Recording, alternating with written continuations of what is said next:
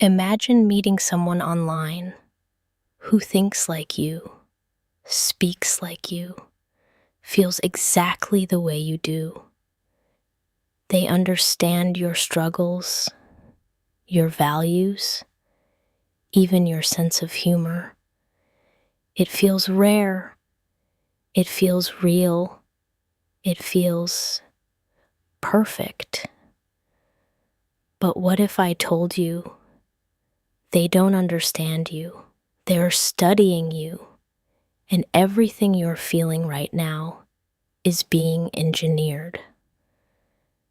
In this video, we're breaking down the mirroring tactic, a psychological strategy scammers use to turn your own personality into their most powerful weapon.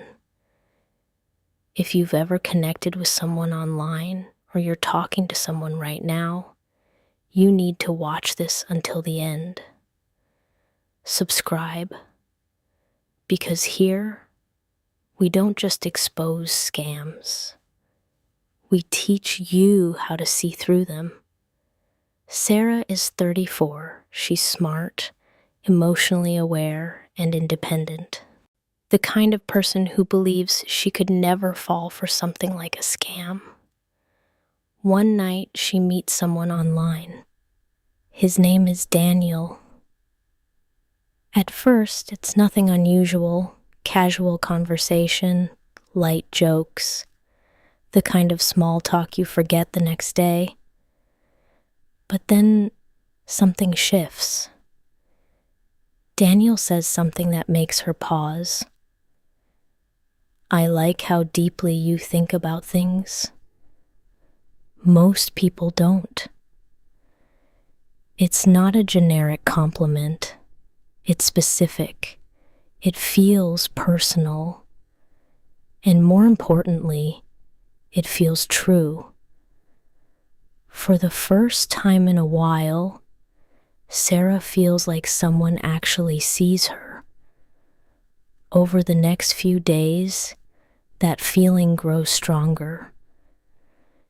Daniel starts to feel familiar, not just in personality, but in patterns. He likes the same music she does. He shares the same values. He even relates to her past in ways that feel almost too accurate. But what Sarah doesn't realize is that Daniel isn't similar to her. He's adapting to her. Every message she sends becomes data. Every emotion she expresses becomes a template. And slowly, Daniel starts reflecting it all back to her.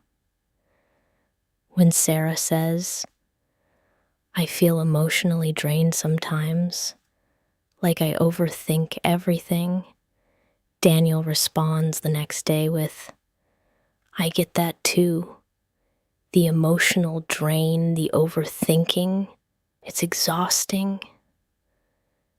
Same emotion, same phrasing, same depth. It feels like connection, but it's not. It's mirroring. And the reason it works is simple.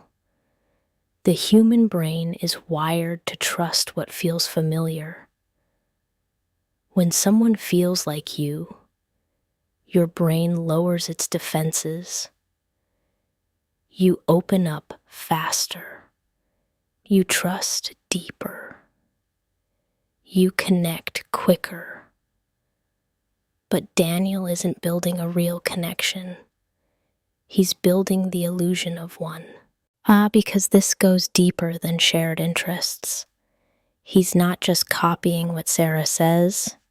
He's copying how she says it, her tone, her structure, and the rhythm of her emotions.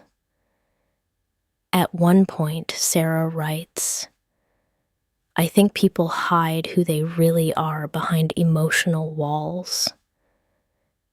Daniel replies, yeah, emotional walls are everywhere, Real people are hard to find. He doesn't just agree with her, he echoes her. And that creates something dangerous, an echo chamber where Sarah isn't connecting with another person anymore. She's interacting with a reflection of herself. Now the emotional hook sets in. Sarah feels understood, not in a surface level way, but deeply, emotionally seen. And that feeling is powerful. It's addictive. Because in real life, that kind of perfect alignment is rare. But with Daniel, it happens every time. And every message feels right. Every response feels perfectly timed. And that's because Daniel isn't being real. He's being perfect by design. He studies her fears, her loneliness, her desires, her emotional triggers, and then builds a personality that fits her flawlessly. At this point, Sarah isn't just talking to someone she likes. She's talking to someone who feels like her. Then something changes. Subtly at first, Daniel becomes a little more vulnerable, a little more open. He says, "I don't usually trust people, but with you, it feels different."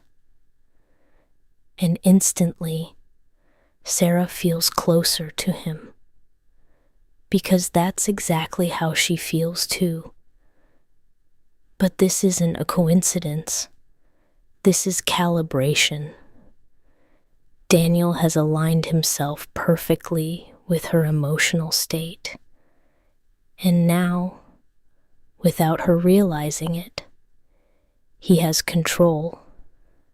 Because once someone feels like you and entrusts you and understands you, you stop questioning them. And that's when the shift happens. The tone changes. The situation becomes urgent. There's a problem, a reason, a story that feels just real enough to believe. And then he says it. "I didn't want to ask you this, but you're the only person I trust." And in that moment, everything collapses.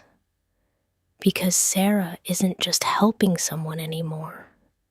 She's protecting something that feels like a part of herself. The connection feels real. The emotions feel real. So the decision feels justified. But the reality is brutal. The most dangerous part of this entire situation isn't fake photos or fake identities. It's the fact that Sarah herself became the blueprint. Daniel didn't create a random character. He created her.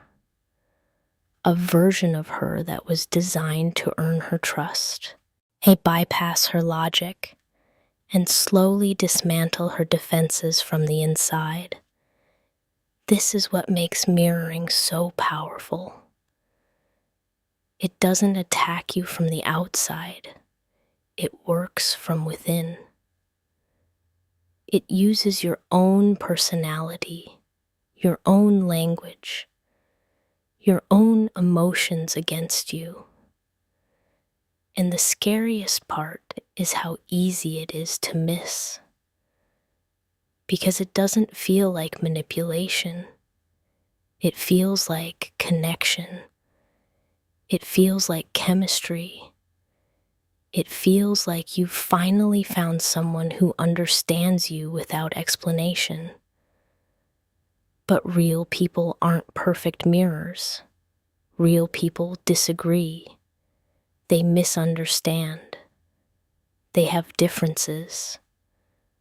A real connection has friction, but a scammer will match you perfectly every time because perfection builds trust. And trust is what they're after. So the next time you meet someone who feels exactly like you, who agrees with everything you say, or who seems to mirror your thoughts, your words, your emotions almost too perfectly, stop for a second, take a step back, and ask yourself one question.